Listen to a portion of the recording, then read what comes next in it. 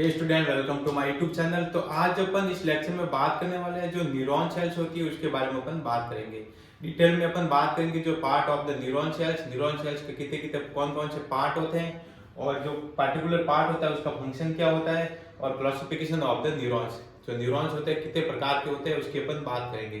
तो देखिए, अपन स्टार्टिंग में बात करने वाले न्यूरॉन सेल्स होते क्या है। तो बेसिकली अपन फर्स्ट लेक्चर में देख चुके हैं सेंट्रल नर्वस सिस्टम है कि जो न्यूरॉन सेल्स होती है वो structural and functional unit of the nervous system.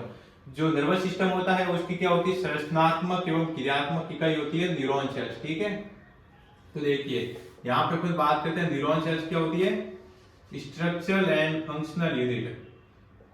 Structural and functional unit.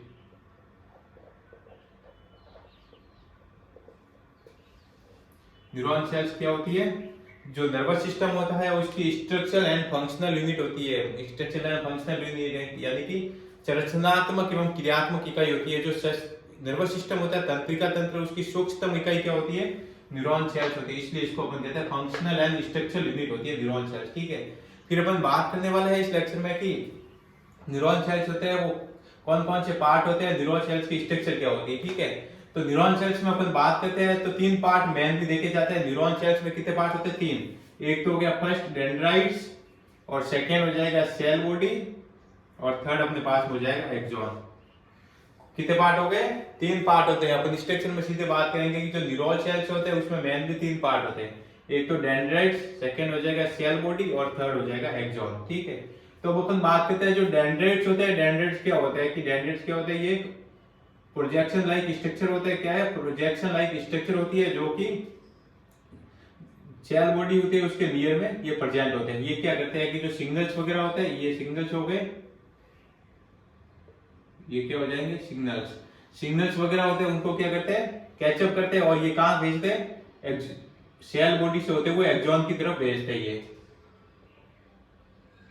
क्या करते हैं, डेंड्राइट जो सिग्नल्स वगैरह होते हैं उनको कैचअप करते हैं तथा न्यूरॉन के अंदर की तरफ भेजते हैं, यानी कि सेल बॉडी और एक्सॉन की तरफ ये अंदर की तरफ भेजते हैं ये सिग्नल्स को।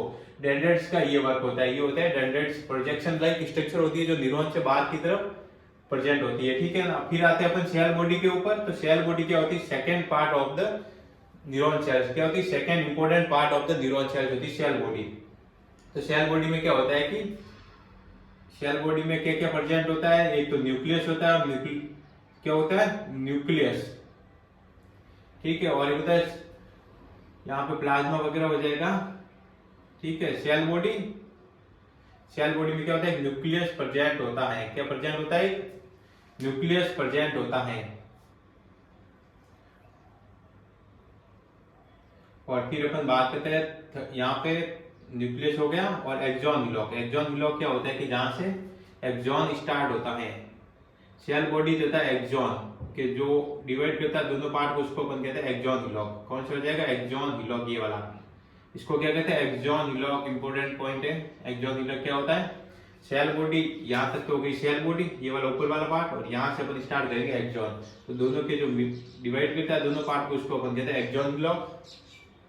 फिर अपन आते हैं जो एक्सॉन है। एक्सॉन में कौन कौन से पार्ट आते हैं, एक्सॉन में देखो माइलिन शीट हो जाती है, node of Ranvier, Schwann cells, और एक्सॉन टर्मिनल ये होते हैं। अब अपन बात करेंगे जो माइलिन शीट होती है वो क्या होती है। क्या होता है कि एक्सॉन के ऊपर एक लेयर टाइप की शीट प्रेजेंट होती है। क्या होती है, लेयर टाइप की एक शीट प्रेजेंट होती है जिसके अंदर सेल्स होती है, जिसको अपन कहते हैं स्वान सेल्स। क्या कहते हैं, स्वान सेल्स। तो एक्सॉन के अंदर क्या होता है कि एक माइलिन शीट होती है जो कि एक लेयर टाइप की एक शीट प्रेजेंट होती है एक्सॉन के ऊपर।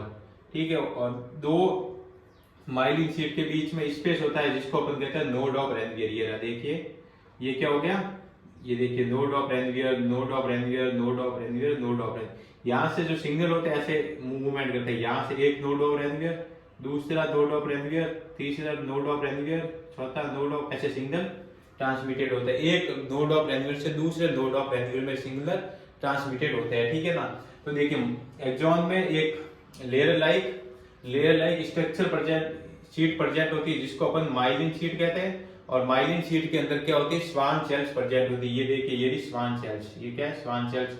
माइलिन शीट के अंदर सेल्स प्रेजेंट होती है जिसको अपन कहते हैं स्वान सेल्स। ठीक है, फिर दो माइलिन शीट के बीच में क्या होता है, दो माइलिन शीट के बीच में स्पेस प्रेजेंट होता है जिसको अपन कहते हैं नोड ऑफ रेनवियर। तो जो सिग्नल या इंपल्स वगैरह होते हैं वो कहां से ट्रांसमिटेड होते हैं, एक नोड ऑफ रेनवियर से दूसरे नोड ऑफ रेनवियर में जंप करते हुए जाते हैं। क्या करते हैं, जंप करते हुए जाते हैं। क्या करते हैं, जंप, याद रखना जंप पॉइंट। क्या होता है, एक नोड ऑफ रेनवियर से दूसरे नोड ऑफ रेनवियर, तीसरे चौथे ऐसे करते हुए जंप करते हुए जाते हैं, तो इसको अपन कहते हैं नोड ऑफ रेनवियर। फिर लास्ट अपने पास में आ जाता है एक्सॉन टर्मिनल। तो देखिए जो लास्ट में जो न्यूरॉन की सबसे लास्ट स्ट्रक्चर होती है वहां पे टर्मिनल यानी कि सिनेप्टिक नोब होते हैं। इनके अंदर क्या प्रेजेंट होते हैं, न्यूरोट्रांसमीटर प्रेजेंट होते हैं। इनके अंदर क्या होते हैं, न्यूरोट्रांसमीटर।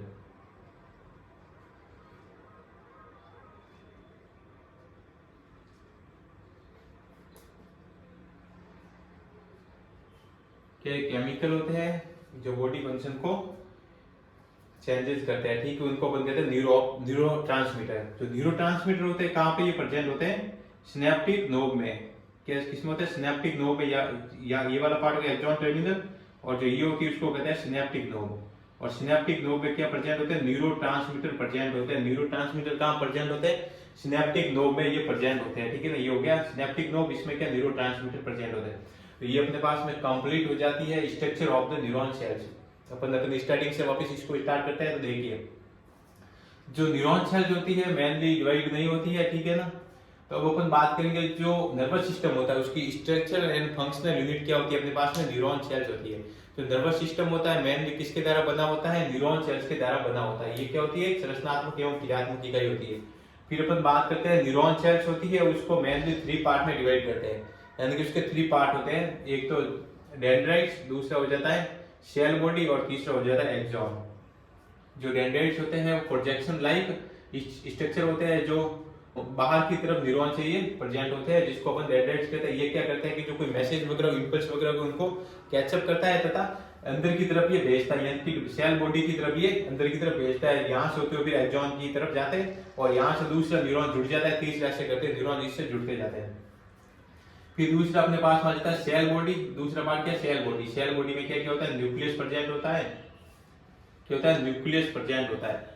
और सेल बॉडी के बाद में थर्ड पार्ट आ जाता है एक्सॉन हिलॉक। एक्सॉन हिलॉक में क्या होता है अपन बात करेंगे। तो सेल बॉडी तथा ये वाला जो एक्सॉन पार्ट हो गया, ये वाला क्या हो जाएगा एक्सॉन, ये वाला क्या हो जाएगा सेल बॉडी।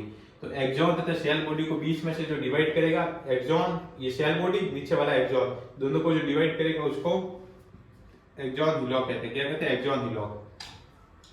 फिर अपन बात करते हैं माइलिन शीट क्या होती है। माइलिन शीट क्या होती है, एक्सॉन के ऊपर एक लेयर लाइक एक शीट होती है, ठीक है ना। एक परत की एक शीट बनी होती है जिसको अपन माइलिन शीट कहते हैं। क्या कहते हैं, माइलिन शीट। माइलिन शीट, यदि माइलिन शीट के अंदर की तरफ स्वान सेल्स, ये स्वान सेल्स प्रेजेंट होती है, ठीक है ना। फिर अपन बात करेंगे दो माइलिन शीट के बीच में स्पेस होता है जिसको अपन नोड ऑफ रेनवियर कहते हैं। ये रहा नोड ऑफ रेनवियर। दो माइलिन शीट के बीच में स्पेस होता है जिसको अपन नोड ऑफ रेनवियर कहते हैं। जो इंपल्स या फिर मैसेज जो होते हैं नर्वस सिस्टम में, उसको वो क्या होता है कि एक नोड ऑफ रेनवियर से दूसरे नोड ऑफ रेनवियर में जंप करते हुए जाते हैं। तो ये देखिए एक नोड ऑफ रेनवियर से दूसरे नोड ऑफ रेनवियर, तीसरे ऐसे करते हुए जंप करते हुए इंपल्स या फिर मैसेज जाते हैं, ठीक है। फिर अपन बात करते हैं स्वान सेल्स हो गया। फिर लास्ट आता है अपने पास में एक्सॉन टर्मिनल। एक्सॉन का सबसे लास्ट पार्ट होता है उसको अपन कहते हैं एक्सॉन टर्मिनल। ये देखिए एक्सॉन टर्मिनल। एक्सॉन टर्मिनल में क्या होता है, सिनेप्टिक नोब होती है। ये सिनेप्टिक नोब सबसे लास्ट में होती है, उसको कहते हैं सिनेप्टिक नोब। और सिनेप्टिक नोब में क्या होता है, केमिकल भरे रहते हैं जिसको अपन न्यूरोट्रांसमीटर कहते हैं। क्या कहते हैं, न्यूरोट्रांसमीटर कहते हैं। ये अपने पास में कंप्लीट हो जाता है।